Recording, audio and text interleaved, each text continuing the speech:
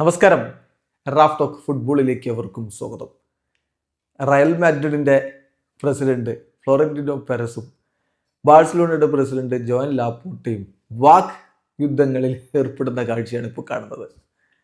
Florentino Perez ബാഴ്സലോണയുമായി ബന്ധപ്പെട്ട നെഗ്രേര കേസിനെ കഴിഞ്ഞ ദിവസം ഒന്ന് തോണ്ടി. അതിന് മറുപടിയുമായിട്ട് ലാപ്പോർട്ട ഇന്നലെ എത്തി.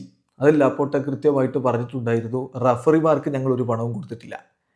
റഫറിമാരെ ഇപ്പോൾ സഹായിക്കുന്നത് ലാലിഗയുടെ ചരിത്രം തന്നെ എടുത്തു നോക്കിയാൽ അത് റയലിനെയാണ്, അല്ലാതെ ബാഴ്സലോണയല്ല. കഴിഞ്ഞ കളി തന്നെ കണ്ടാൽ പോരെ എന്ന് ലാപ്പോർട്ട ചോദിച്ച് നമ്മൾ റിപ്പോർട്ട് ചെയ്തിരുന്നു. അതോടൊപ്പം തന്നെ അദ്ദേഹം ഒരു കാര്യം കൂടി പറയുന്നുണ്ട്, റയലിന് പെർസിക്യൂട്ടറി മാനിയാണ്, അല്ലെങ്കിൽ പെർസിക്യൂട്ടറി ഒബ്സഷനാണ്.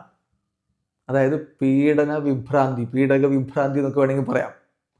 ബാഴ്സയുടെ നല്ല കാലത്തോട് അവർക്കിങ്ങനെ പെർസിക്യൂട്ടറി മാനിയയാണ് എന്നാണ് ഇപ്പോൾ അദ്ദേഹം പറഞ്ഞിരിക്കുന്നത്.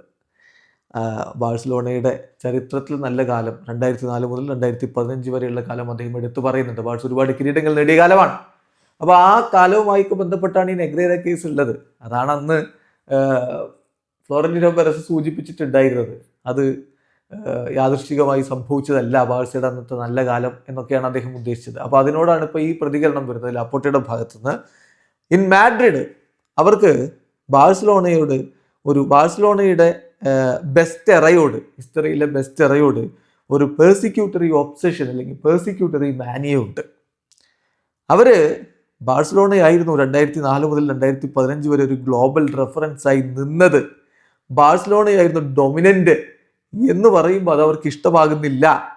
അവർക്ക് അതിനെക്കുറിച്ച് ഒരു ന്യായീകരണം കണ്ടെത്തണം. അതായത് റയൽ എങ്ങനെ താഴെ പോയി എന്നതിൽ അവർക്കൊരു ന്യായീകരണം കണ്ടെത്തണം. അതാണിപ്പോൾ അവർ ചെയ്തുകൊണ്ടിരിക്കുന്നത്.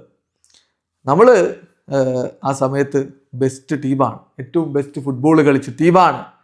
അത് സ്വാഭാവികമായിട്ടും അംഗീകരിക്കപ്പെട്ടു. അത് ഓൾ ഓവർ ദി വേൾഡ് നമ്മളെ പ്രശംസിച്ചു. അതുകൊണ്ടാണ് നമ്മൾ അങ്ങനെ, അതാണ് നമ്മുടെ ബെസ്റ്റ് എറയായിട്ട് നിന്നത്. തീർച്ചയായിട്ടും നമ്മൾ റെക്കഗ്നൈസ് ചെയ്യപ്പെട്ടത്, നമ്മൾ അഡ്മയർ ചെയ്യപ്പെട്ടത് നമ്മൾ ചെയ്ത കാര്യങ്ങൾക്കാണ്. നമ്മൾ ഒരുപാട് കിരീടങ്ങൾ ആ സമയത്ത് നേടി.